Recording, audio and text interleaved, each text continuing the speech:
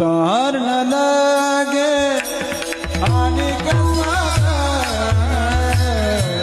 न लगे आने का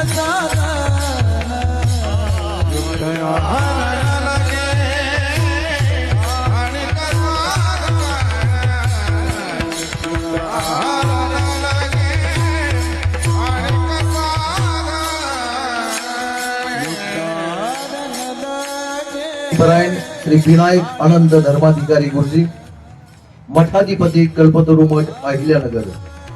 घेईन मी जन्म याजसाठी देवा तुझी चरण सेवा साधावया या उक्तीप्रमाणे आदरणीय महाराजांनी जीवनभर भगवंताच्या भक्तीसाठी आणि धर्म कार्यासाठी जीवन खर्च केले। आईची पंढरीची वारी व विठ्ठल भक्ती असल्याने गुरुजी सुद्धा पंढरीची वारी व विठ्ठल भक्ती करू लागले।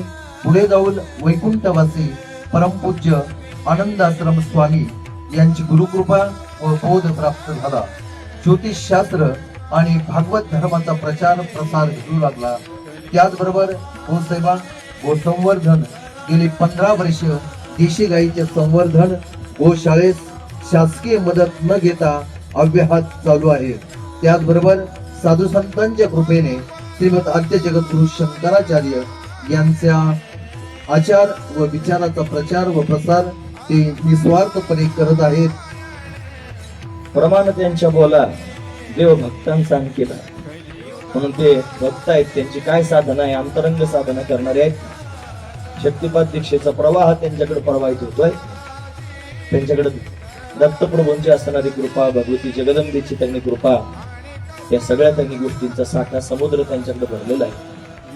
म्हणून त्यांच्या कृपेने होत आहे। त्या कृपेतलं एक थेंब आपल्याला प्राप्त झालाय। उतराई झालं पाहिजे, नाही उतराई होता याच्या कशानं पण निदान सन्मान तर करू शकतो ना। जन्मभर तुमच्या ऋणातच राहायचं, फक्त हा सन्मान त्यांनी करावं एवढाच पोटातला भाव आहे।